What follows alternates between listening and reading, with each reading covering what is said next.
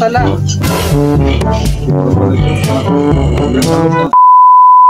Aalis nga pala ako sa araw na to mga guys dahil meron pala akong pupuntahan mga guys. Ang tagal ko na nga pala to pinag-isipan kaya gagawin ko na dahil baka dito ako yayaman. Charot! Sobrang nga ako na-excite ngayong araw na to mga guys dahil magkakaroon tayo ng blessing ngayong araw na to. Kaya nagmamadali ako dito mga guys. Alam nyo ba nung dating pangarap ko lang din na magkaroon ng ganito dahil kung kaya ng iba kaya ko rin to. Kaya nagpapasalamat talaga ako sa poong may kapal. Kahit gaano kahirap ng buhay hindi pa rin tayo pinapabayaan. Naalala ko tuloy nung bata pa ako. Simple lang yung mga pinapangarap ko. Kaya ngayon na-realize ko ang lahat. Kaya sa araw na to bibili tayo ngayon ng baboy para dagdag kita mga guys. Dumating na nga ako dito sa bahay ng may-ari dahil medyo malayo-layo pa kasi sa kanila yung baboyan. Habang papunta na nga kami doon mga guys, naglalakad na kami dito sa may basakan ng mga palayan. Dito kasi yung daanan mga guys. Nauna na nga pala yung may-ari nito mga guys dahil siya ang nakakaalam kung saan kami pupunta. Kahit sobrang init talagang pumunta kami dito mga guys dahil sobrang excited ko na nga magkaroon ng ganito. Sabi nga pala ni tatay malapit na kami sa pupuntahan. Kaya mag-iingat daw ako dito sa pagtawid dito mga guys dahil napakadulas at napakaputi. Dahil baka daw madumihan ang malapursilana kong muka. Charot! Kaya nagdahan-dahan na nga ako sa pagtawid dito. Kaya agad ko na nga tinignan dito ang aking muka mga guys. Baka nangitim na tayo sa init ng araw.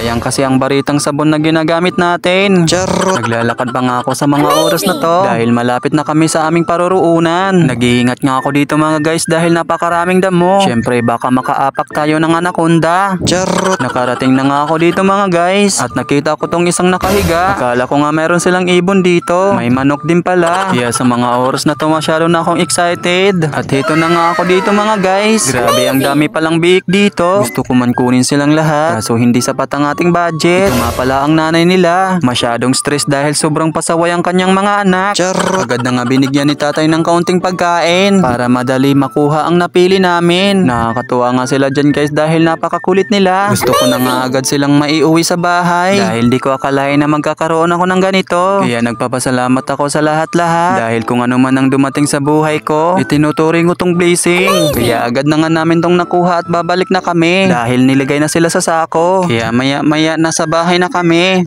A few moments later. Nakarating na nga kami dito mga guys at agad na naming nailagay dito. Sobrang saya ko nga talaga na nagkaroon ako ng ganito. Nagtataka nga silang dalawa dyan bakit nagiba na daw. Syempre naninibago pa sila sa kanilang bagong bahay. Kaya masasanay din kayo dyan. Kaya ang sarap talaga sa pakiramdam na unti-unti tayo nagkakaroon ng ganito. Alam kong hindi madali ang lahat. Kaya kailangan harapin ang lahat na ipakita mo na kaya mo. Na handa kang lumaban sa buhay. Charot! Kaya ayan unti-unti na silang nasasanay at nagiging makulit na rin sila. Parang tuwang-tuwa pa dyan yung isa mga guys kasi nung kinuha natin sila doon napakarami nila. Kaya ayan dalawa nga pala ang kinuha ko mga guys dahil yan lang ang kaya ng budget natin. Sana balang araw madagdagan pa to mga guys. Ayan hanggang dito na lang ang ating video mga guys. Hanggang sa muli. Bye bye!